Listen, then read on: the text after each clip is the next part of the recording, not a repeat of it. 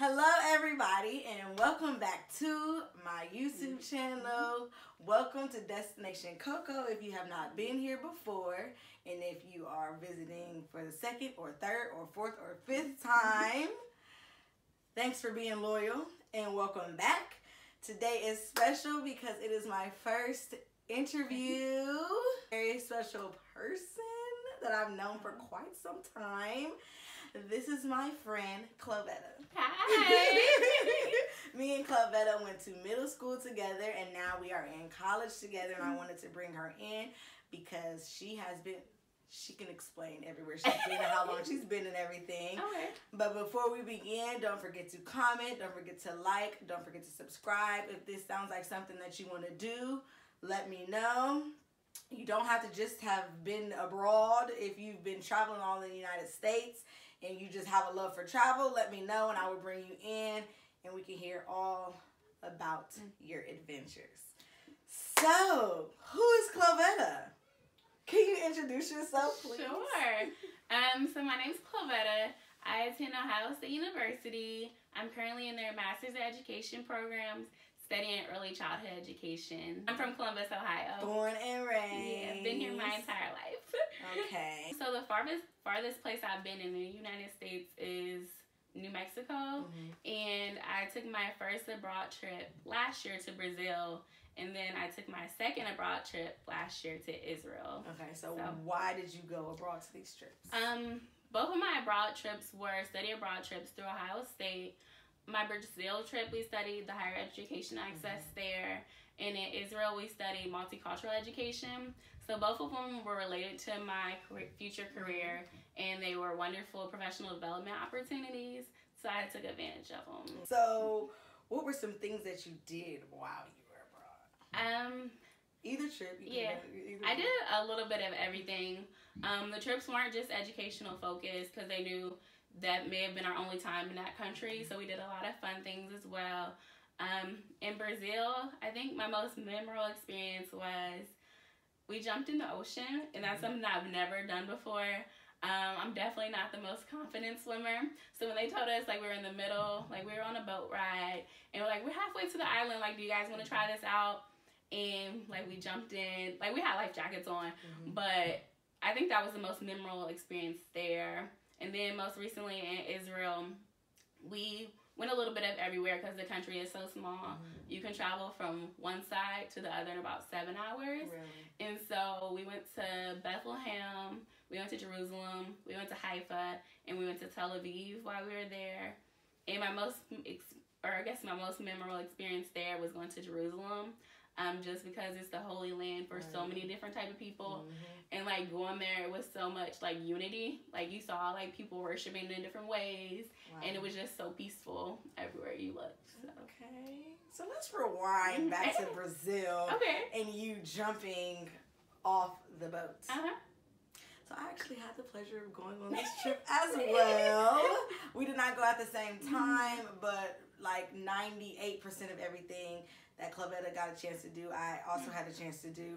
So if you want to see some people jumping off of this, I want to keep on to say cliff, jumping off of the boat, you can go look at the other video. At this time, it's probably not posted yet. But if it's not posted, it'll be posted. If it's posted, go look of the memories that I created from my Brazil trip. I actually had some of my friends, including Clovetta, send me some videos they had, because back then I wasn't vlogging, so this is just a component, a whole bunch of videos smushed together from what I had and what my different friends had. So we were literally in the ocean. I didn't have a life jacket on, Clovetta. You didn't? I had a noodle. Yeah, okay. I had one too. I had a noodle. It was just so fun. Like, I have a video where I'm literally like, I'm in the ocean. Same. It felt so free. Exactly. Did y'all have the music playing? We did. We did. That was the kick it day. It was. That's when we really had fun, because we was tired every other day because they had us doing so much and like cramming everything into the days. But it was so beautiful. It was like, oh my gosh, that was Sao Paulo, right? Yeah. That was Memorial Day Sao Paulo. Yeah. Amazing. I don't have too many videos of actually when we were there. So we were staying in a hotel. It was was like a bread and breakfast. To where we were on like a hill. Mine was the one all the way at the top. Mine was too. Oh my god! Yeah, we had to go up a bunch of stairs, but it was worth it. Like our view was so much better than the people who only had to go up one flight. So, but when we were like out having fun and out late at night, and then we had to walk back, you know, they didn't have no street lights, so it was like everybody was just dropping off, and we just kept climbing. Everybody like, okay, good night. We'll see you in the morning. Good night. Good night. So I also have a video of that view that we had. Both of us had all the way at the top of the top of the hill. What were your feelings? Now let's go to Brazil because that was your first time. Okay. What were the feelings that you had when you got off of that plane, or when you were going from the airport and going to your first destination, and you were looking out like you were not in the United States anymore? So this was actually my first time on a plane too. Oh my god! So I think that made the experience so much more eye-opening. Like everybody else was like, I'm gonna fall asleep on the plane. I'm gonna do this. I'm like, no, I want to see everything. And I had a window seat for both flights. So like the one to our destination in Florida, and then our one from Florida to Brazil. Which was how long? I think was it 10? Or no, it wasn't 10 hours. It was either 9 or 10 hours. It was a long time, and that was your first time flying. Yeah, and it was so beautiful though, because like I was sitting by 2 other people, and it was their first time on a plane too, and so we were kind of like, oh, we're so excited. We don't know what to expect, and we hadn't had our itinerary at that point, so we're like, we don't know what we're gonna do. Y'all didn't have y'all's itinerary. No, well, we had like a draft, and so we were like, we don't know what we're gonna do, and we were like, but it's gonna be amazing. Like we know that. We're prepared for that part. But I think like getting off the plane, we all had like our winter clothes on, and it was like that. We're like, we're not in Ohio no more, and it was just kind of like, when I look back, it's so much different than that in the moment experience. In the moment, I was just kind of like, oh, we're not in Ohio. We're just getting on another flight. We're gonna drive for some more hours. But like looking back on it now, I was like, that was like amazing. Like we literally traveled from one place to another through airplanes. Like we are going over the seas. Like we are. Yeah. And like we're in the air for hours. And we were in the air. We traveled for 24 hours. Yeah. Like the first flight was what, like 2-3 hours? Yeah, it was 2 hours. The second flight was like 9-10, like we said, and then that last one was like 3. Was that from? It was from. Is it Salvador? It was from Sao Paulo. Sao Paulo to Salvador. Yeah. Yeah, and then we took a bus. And then we were, that's what I said. Then we took a bus. Yes. Then we took a car. Yeah. Then we walked. Then we were just like, we were literally going for 24 hours for a long, long time. So was it a little different when you landed in Israel? Was it like, okay, I've done this before? It was still like, I think Israel was a little different. I think it was different just because it wasn't as much excitement as like before, because it wasn't my first trip. And it was like 4 or 5 days after finals, so I was kind of like getting over that, and I was like, I still have to pack, I still have to work because I have to save money. But like once we got there, it definitely felt the same. I'm like, I'm in somewhere new. I'm not in Ohio no more. Wait. Let me think about what I'm doing right now. Yeah, and then like on our flight, there was actually a lot of people who they called Israel home. So like it was a lot of people who were worshiping on the plane because it was like their time to pray. And so we were kind of like, we didn't know what was going on, but we're like, what we're seeing right now, we're going to be seeing for the next 10 days. So let's like be prepared for like this different culture and start accepting it now. So you looking back at both of the trips, so I know because I was supposed to go on the Israel trip, but I did not get to go. Looking at it at Brazil, which was with all people of color. Everybody who went was people of color on your trip. We had one person who wasn't. Who wasn't. And then you're going to a place of color. Once again, Salvador, Brazil is the second biggest population of black people outside of Africa. So she's traveling with black people, going to black people, compared to, I know on the trip to Israel was not as many people of color. Do you remember how many people it was? I was the only black person. We had someone who was Puerto Rican, and then we had 2 girls who were Asian. And of course, you weren't really going to a place that was as chocolate. No, it's not very chocolate. Was your traveling a little different? I think it was a little bit different. Definitely once we got in the country, I stood out a lot more. The percent or it's a lot of Arab and Jewish people who live in Israel. And so the black people they have there are immigrants from Ethiopia, or most of them were. And I remember being asked twice while I was there, like, what are you? And I was like, I'm black. And they're like, so where are you from? I was like, I'm from the United States, from Ohio. And they're like, where are your parents from? I'm like, they're from Ohio. Ohio. I don't really know where my heritage is. My grandparents. Yeah. Ohio.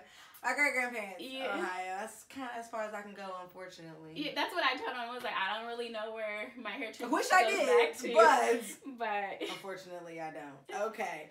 So going along with that, in general, in the United States, outside the United States, on either of the trips you went on, being a woman of color, can you reflect on that just a little bit, as much as you can? I guess being a woman of color and definitely thinking about all the things that I bring to the table.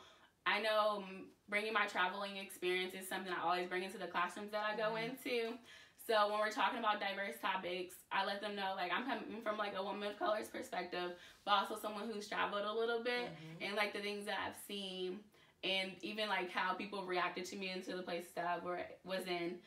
For example, like, going to Brazil, it was a very comfortable environment for me, rather than going to Israel. It wasn't, like, uncomfortable, because I felt very safe because of the group I was with, but it wasn't as welcoming, I would say, compared to Brazil. But she still had an amazing time. Yeah, I did have an amazing time. I think also being a woman of color kind of helped me be able to, I guess, prepare me for the trip in ways. The idea of being uncomfortable in certain situations. For example, we went to a couple temples in Israel, and although they weren't religions that we necessarily practice, just being comfortable with the environment, because it's something that they believe in and it's something that we have to respect. So I think that's a perspective that I was able to adapt very easily compared to other people who are like, oh, I'm going to stand outside because this is something I don't practice. And, like, it's okay, I don't either, but it's something beautiful to see, and it's something they take pride in, so it's something I'm willing to honor. Honor and experience and see from my own eyes. What do you feel is the most challenging component, either with both as a whole or separately, or however you want to answer that question? I think the most challenging part was my family's reaction to me wanting to travel abroad. Neither one of my parents have their passports. I'm the only person in my immediate family who has their passport.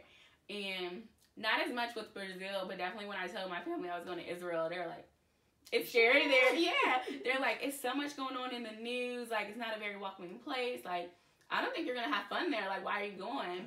And I was like, I was gifted with the experience. Like, I'm not going to say no. And definitely after going to Brazil, I was like, I'm at OSU for another year. I might as well go through another study abroad experience. And so I was like, I'm going to do it regardless if you guys agree with it or not. But I think the most challenging thing was everybody was worried while I was there. And I had to call them. I was like, no, this place is beautiful. Like, we stayed in Haifa, Israel, and it's a very, like, college-ish town. They're very liberal there. Like, it was a lot of diversity there as far as the people. Like, there were rainbow flags hanging from the, like, from apartments, and, like, American and Israeli flags together showing, like, unity.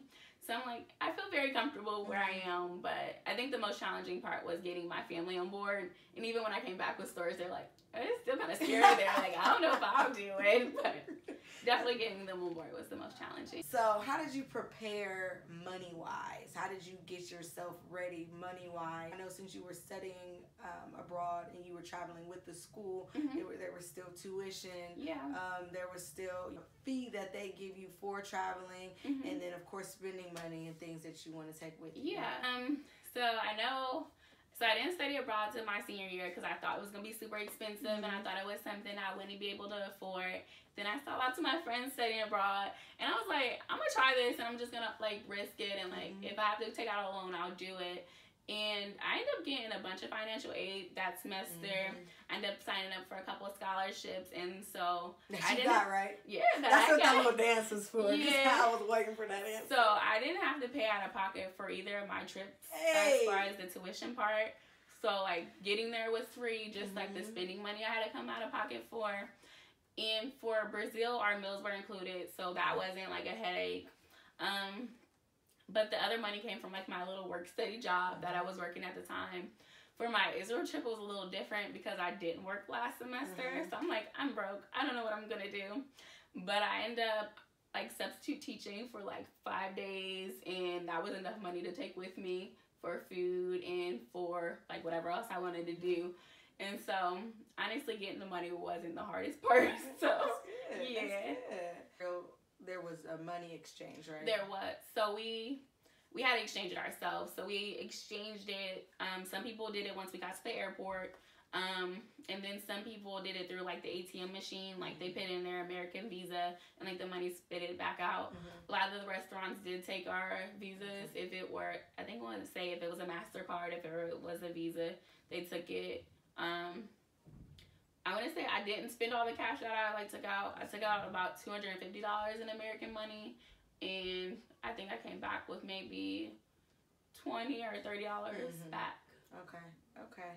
You touched on this a little bit. Has traveling impacted your personal and your career goals? Your future career goals? Okay, so I'm in the process of like looking for jobs now for next school year in elementary settings. And so I've been through about 3 like screening interviews, and I've been able to use my study abroad experience in all 3 of them. Just letting them know that me studying abroad, like my experiences there were the most valuable. For instance, going to Brazil with 3 men of color who had their PhD in higher education was something so valuable because it's something you don't see on a regular basis. And we were able to talk to them throughout the day and learn so much about them. And I know one of our professors told us something that I'll remember forever, and it was that time is the most valuable gift that you can give someone because it's something you can never give back. And he was just saying how like he has such a busy schedule, but the time he takes out to be with these students who are from underprivileged backgrounds or from marginalized groups is something that's very valuable to him. And I know that's something that I reflected on. I was like, what is something that I'm willing to give my time to and I don't have to get nothing in return? That was definitely teaching, and that's kind of how I decided I wanted to like keep going at OSU. And I was like, oh, I'll stay here, like why not? Because this is something I don't mind putting my time into. And it's something I'm definitely, I guess, connected to my personal life too. And also like being open to new experiences. I know with Israel, you're the one who told me about the trip, and I was like, I don't have the money to go there. And you were like, it's okay, you'll find money. And look at that. And I was like, no, I'm not. Like, you know how many people want to travel abroad? And so I ended up signing up for some scholarships. Baby girl, some scholarships. Yeah. But one of them I didn't get, and it was through some lady. And then she ended up coming to our Brazil presentations. And she was like, oh, I saw your application. Like, we'll find you some money. And I just got chills. Like, no, it did. Like it was such a blessing because that summer I ended up emailing her, and I thought she was gonna give me like $500 or like $1,000, and she ended up giving me all the money. All of the money. I literally had chills. For the whole trip. So, like I said, it's something like seeing that people are willing to pour into you for you to have these life-changing experiences is definitely something I've taken back into my personal life, and knowing like when I get rich. Hopefully I'll be able to do that for someone. Yes, that's my plan too. Yeah. Well, is there anything else that you're willing to share, or anything else you want people to know? I think everyone should travel, even if you're like, oh, I don't have the money. I feel like the money will find you, like if it's meant to be. Definitely, like you said, just working those extra couple hours, like it'll pay off. Even if it's just like a car trip, like getting out there and seeing the world, because it truly is beautiful. Like I said, me and my sister, we traveled to New Mexico. Like we drove there. Like it took like 4 days, and like we did some stops, but we were able to see so many different parts of the world. So fun. Yeah, we saw like the Grand Canyon and like Mesa Verde. So like there's free stuff to do too on your way there. So just be open to traveling. Like don't knock it. Any type of experience that you have traveling is opening your mind. Any major, any job, anything you're doing with your life, you will benefit from. It's time for your elevator speech. Okay, I'm ready. You have 1 minute to say why women of color should travel abroad, and that you can take that any way you want to take it. Hold on, let me act like the elevator open. Oh my gosh, and go. I believe women of color should travel abroad just because it's such a life-changing experience. And when I think about like the women of color in my family, they haven't studied abroad, and they've all told me like, keep doing your thing, girl, and like you can do it. You can be that person in your family that makes a difference. You're also gonna be that person in your jobs who are able to say, yeah, I've been there, I've done that, and giving that advice to younger people and telling them about your experience. I have 30 seconds left. I believe women of color should also study or travel abroad. Because there needs to be Black people. Can I start over? You can say that. Okay. You can say that. You can say that. Finish what you were saying in this last 12 seconds. Okay. I believe that the representation is important. To see that Black person on a flight, to see like, oh, they're able to do that. They're capable of doing that, and that your limits aren't in a box. That you're able to explore. You're able to do things. That you're able to experience. Listen, this is my stop to get off the elevator, but I wanted you to finish that thought. Well, that's all I had to ask my dear friend Clovetta today. Time with me, like I said, she's the first. So hopefully my interviews will be able to evolve from here. Then I'll be able to bring her back in later, and she would have traveled to a whole bunch of other places. Yes. Don't forget to comment, like, subscribe. I will link the video below that goes to the Brazil video. If it's not made yet, come back later and it'll be made yet. But yes, I guess that's all I have for today.